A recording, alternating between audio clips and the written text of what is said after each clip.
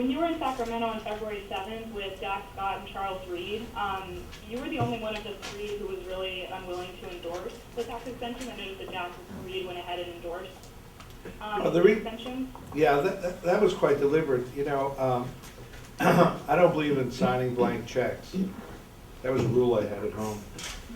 Not a very successful rule. I want to know what's in it. I mean, I am prepared to support it. I've said that.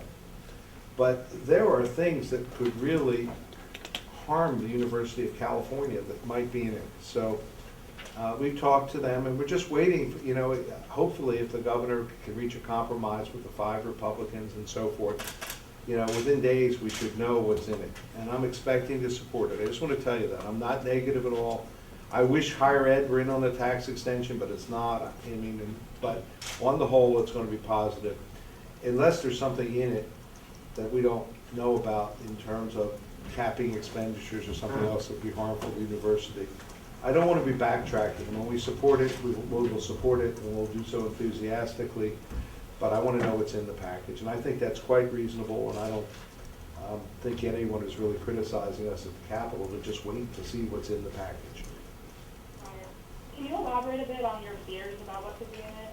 You mentioned percentages earlier in terms of can you elaborate on that one more time? Well, it hasn't been drafted yet. The first thing I'd like to see is higher education included in the tax extenders, so that we actually have a promise of additional funding for the university. That would be on the positive side. I would like, if they're going to have a cap, which might be part of a compromise, I'd like it to be a flexible cap that excludes higher education. Because how can you say your base is your 1998 level? I mean, that makes no sense at all.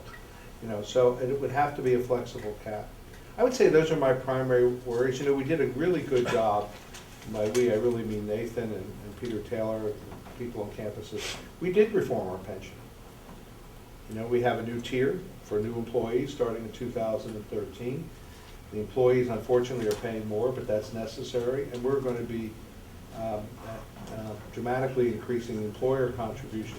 So if they address the pension issues, I really feel, but frankly, I mean, I don't know, but my guess is their pension reform is going to look like what the Board of Regents already did at the end of last year. I mean, that's the good news. Bad news is, by the way, the state pays for, makes an employer contribution for Cal State, for the community college, and all the rest, none for the University of California. So when you say a report from the Legislative Analyst's Office in early February that said the office was advising the government to resume voluntarily contributing to UCRP, but on the condition that UC employees only receive the type of benefits that state workers and K-12 teachers receive in CalPERS and CalSTRS. I was wondering what you thought about that recommendation, that kind of condition. Well, I'd have to examine the details, but I think it's a good recommendation. In other words, we're cut $500 million. We owe $200 million more in an employer contribution.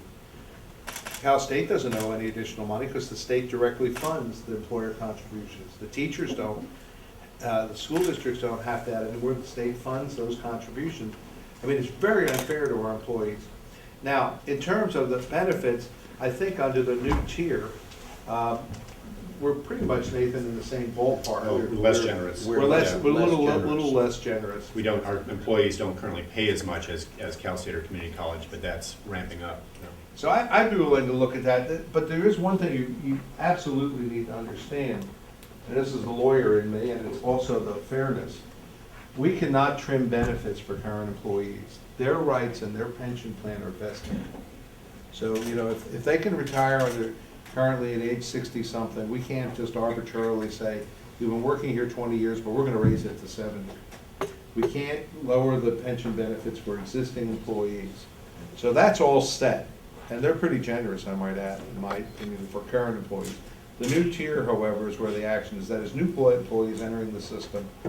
We have trimmed that some, so it saves us some money. But it's still a pretty, I would say it's a good, but not quite as, you know, well, generous as the current one. But we can't, and I didn't read the LAO report to recommend that. I mean, I know there was a little Hoover Commission or something like that. But, you know, and they recommended trimming current benefits, but I don't know how you do that legally. And the other problem is, what do you do with people who work 10, 20, 30 years? You just tell them, all of a sudden we changed our mind? I mean, that's a terrible message to send to the people, the professors and the staffers and so forth. that have made the University of California what it is. And Devin, this is Nathan Brostrom. We had met with the LAO, particularly with Jason Seisley, right before that came out. And we viewed that as a positive message, primarily because he reinforced the need for the state to start contributing along the lines of equity with Cal State and community college. Yeah, and I think, by the way, the legislature understands that. It's where do they get the $200 million? And I told them we will take cash, MasterCard, American Express, Discovery. I'm really open. And we would even take, a promise to pay in the future, but it really is very unfair. And that goes into our base, which is, the problem with tuition and the problem with cutbacks and all the rest of that. Where do we find the $200 million? Because we have to do it. Because our pension plan had no contributions from employees or employer for 20 years. This predates me. This is an enormous mistake. This is on the theory the markets always go up, I guess. And but we have to maintain the solvency. I mean, the last thing, it'll never happen on my watch where we run out of money and we say, sorry, we just don't have the money in the bank to pay your pension that you earned for over 30 years. That's just not going to happen, and we'll do whatever we have to do to preserve the integrity of that pension fund. A real-time example of that in the current budget is everyone says CSU and UC are being treated the same with a $500 million cut. The state is making an $80 million contribution to Cal State pension that we're not getting, so we are actually being treated differentially. Okay, more. So again, you'd be open to potentially restructuring the type of benefit. Oh yeah, we've gone a long way in doing that, but we'll see. I doubt whether the legislature will fuss with us, but you never know. But all I'm saying is I suspect that the state plan will look a lot like our new tier.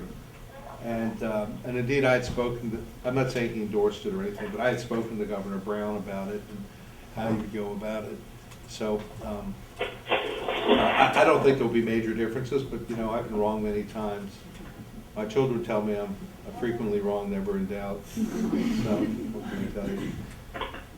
So LAO also recommended a 7% fee hike for next academic year. What do you think about that? Well, my position right now is we've hit you so hard. I am not planning on recommending a fee hike beyond what is already on the books, which is 8% in September. If this tax extender doesn't go through, and instead of a $500 million reduction, we have $1 billion reduction, plus $200 million in the pension, plus union contracts we need to honor, plus energy costs, plus retiree health benefits. I just have to tell you, if that occurs, all bets are off on everything. Enrollment, fees, financial aid, size of the faculty, student faculty ratio. I mean, this will really be a crux, and it would be a extremely difficult situation. And and so that's where we are today. So I'm not planning on recommending it. I think you've been hit very hard. We tried to adjust the financial aid. I think we've done a good job, but clearly it has an impact primarily on the middle class. It's just you can't dance around it. It just does. We're still competitive with other universities or places like Illinois and Michigan and so forth that charge more. We have higher living costs here.